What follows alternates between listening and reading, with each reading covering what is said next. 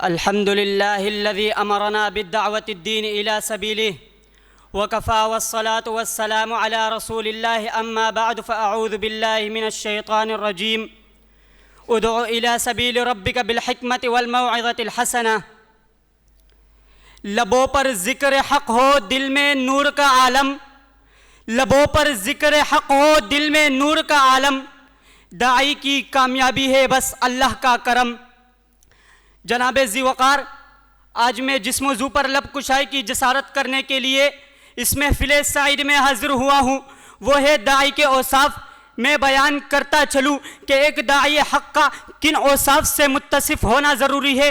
یہ کہ وہ داعی رقیق القلب ہو، خشیت الہی کا پیکر، فکر و عمل اس کا ذاتی کردار، قلب و ذہن کا طرف ہو، بلند و حوصلہ، متحمل مزاج، اس کے نشست و برخاست، محبت و شفقت، اطاعت و معرفت، فہم و ذہانت، رب تعالیٰ کی خشیت، لوگوں سے رفاقت، معاملات میں شفافیت، قول و فعل میں مطابقت، عمل میں صداقت، عبادت میں وحدانیت ایک داعی حق کے لیے بے حد ضروری ہے جناب ذی وقار۔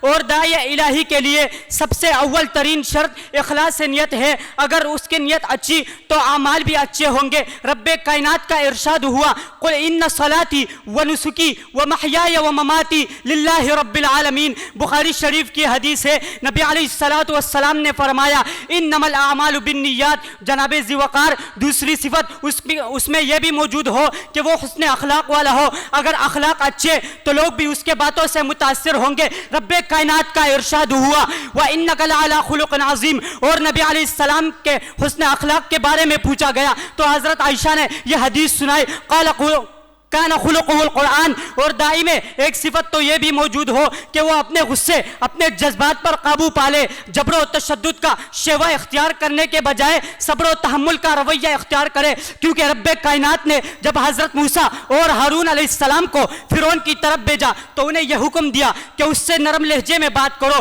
حالانکہ وہ سب سے بڑا باغی اور سرکش تھا۔ رب تعالیٰ نے انہیں یہ حکم دیا فَقُولَا لَهُ قَوْلًا لَيِّنًا لَعَلَّهُ يَتَذَكَّرُ أَوْ يَخْشَىٰ۔ نبی علیہ الصلوۃ والسلام نے فرمایا اذا غضب احدکم فلیسکت۔ اور جناب ذی وقار، داعی میں ایک صفت تو یہ بھی موجود ہو کہ وہ علم تو سیکھے مگر خود عمل بھی کرے۔ علم تو تب فائدہ مند ہوگا جب داعی خود عمل کا پیکر بنے گا، کیونکہ جو گفتار کا تو غازی لیکن کردار سے عاری ہو تو اس کی گفتگو صرف بے اثر نہیں رہتی بلکہ اس کی ساری محنت رائے گاہ جاتی ہے اور اس کا علم اس کے لیے الٹا وبال بن جاتا ہے۔ رب کائنات کا ارشاد ہے یا ایھا الذین آمنوا لم تقولون ما لا تفعلون۔ اور داعی میں ایک صفت تو یہ بھی موجود ہو کہ وہ حق بات پر ہمیشہ قائم اور مضبوط رہے، چاہے اسے دعوت دیتے وقت کتنی اذیتیں کیوں نہ پہنچے۔ نوح علیہ السلام نے دعوت دی، قوم نے مذاق اڑایا مگر اس نے دعوت نہ چھوڑی۔ ابراہیم علیہ السلام کو آگ میں پھینکا گیا مگر دعوت نہ چھوڑی۔ موسیٰ علیہ السلام کا مذاق اڑایا گیا، جھٹلایا گیا، فکذب وعصیٰ، لیکن دعوت نہ چھوڑی۔ نبی علیہ السلام کو ساحر کہا گیا مگر دعوت نہ چھوڑی۔ آخر رب کا ارشاد ہوا الذین یبلغون رسالات اللہ ویخشونہ ولا یخشون احدا الا اللہ۔ اور نبی علیہ الصلوۃ والسلام نے فرمایا، ابن حبان کی حدیث ہے قل الحق ولو کان مرا۔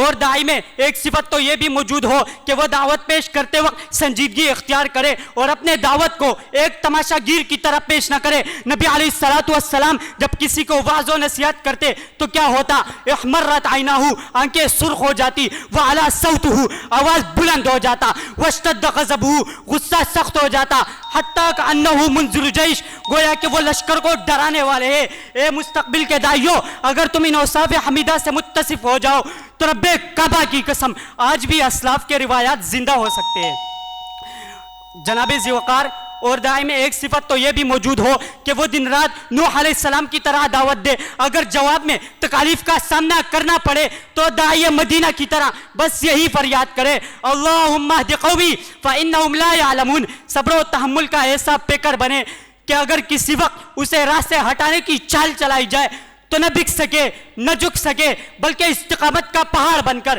امام احمد بن حنبل، امام مالک اور امام ابن تیمیہ کی طرح ڈنکے کی چوٹ پر بس یہی الفاظ کہے جفا کی تیغ سے گردن وفا شعاروں کی، جفا کی تیغ سے گردن وفا شعاروں کی، کٹی ہے بر سر میداں مگر جھکی تو نہیں، وما علینا الا البلاغ۔